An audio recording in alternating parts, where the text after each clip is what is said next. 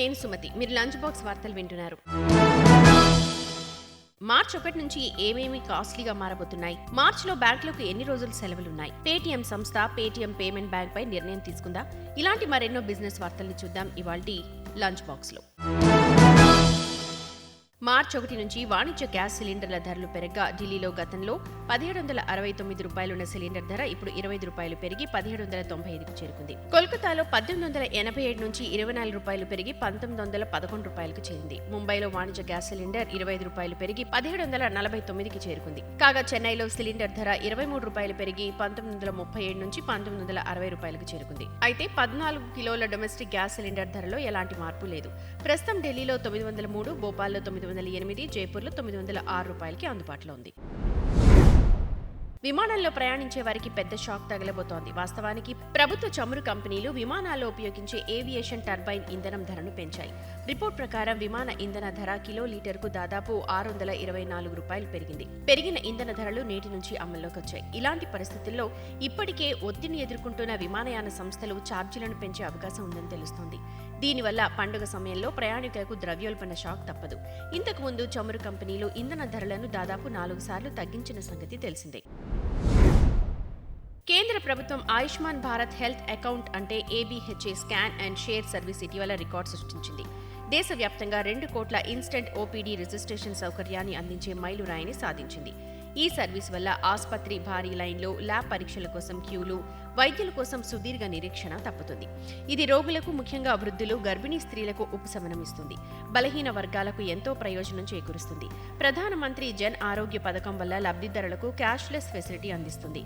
ఉత్తరప్రదేశ్, ఆంధ్రప్రదేశ్, కర్ణాటక, జమ్మూ కాశ్మీర్ వంటి రాష్ట్రాలు digital OPD registration సేవలను అందించడంలో ముందంజలో ఉన్నాయి. మార్చిలో 14 రోజుల పాటు బ్యాంకులకు సెలవు. కాబట్టి మీరు బ్యాంకు సంబంధించిన పనిని పూర్తి చేయాలనుకుంటే ఈ తేదీలను గుర్తుపెట్టుకోండి. బ్యాంక్ సెలవులకు సంబంధించి ఆర్బీఐ న్యూ లిస్ట్ ని విడుదల చేసింది. ఇందులో 4 ఆదివారాలున్నాయి. రెండవ, చివరి శనివారంతో కలిపి 6 రోజులు సెలవులు. ఇవి కాకుండా గుడ్ ఫ్రైడే, మహాశివరాత్రి, హోలీ లాంటి అనేక ఇతర పండుగల కారణంగా బ్యాంకులకు సెలవులు. పీఎం సూర్యఘర్ ఉచిత విద్యుత్ పథకానికి కేంద్ర కేబినెట్ ఆమోదం తెలిపింది. దీనికి మొత్తం 75,021 కోట్లు ఖర్చు చేయనున్నారు.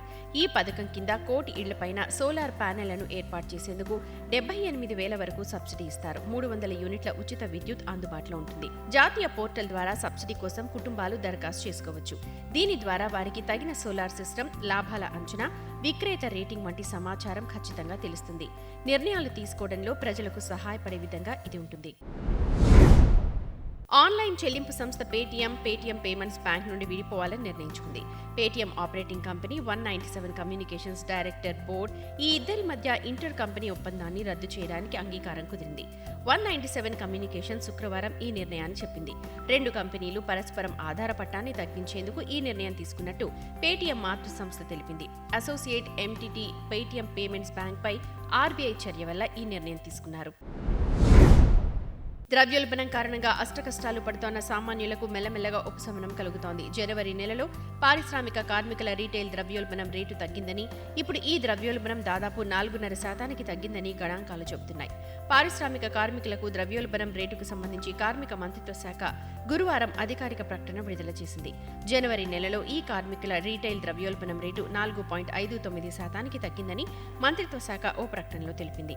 పారిశ్రామిక కార్మికుల రీటైల్ ద్రవ్యోల్బణం ఒక నెల ముందు అంటే 2023 డిసెంబర్లో 4.91% ఉంది. ఏడాది క్రితం ఈ ద్రవ్యోల్బణం 6.61% ఉంది. ఇవి ఈ రోజు లంచ్ బాక్స్ కబుర్లు. మరిన్ని బిజినెస్, ఫైనాన్స్ వార్తలతో రేపటి లంచ్ బాక్స్ కబుర్లతో కలుద్దాం. అంతవరకు రేడియో మనీ 9 వింటూనే ఉండండి. మరిన్ని పర్సనల్ ఫైనాన్స్ వార్తలు, విశేషాల కోసం మనీ 9 యాప్ని ఇప్పుడే డౌన్లోడ్ చేసుకోండి. Thank you.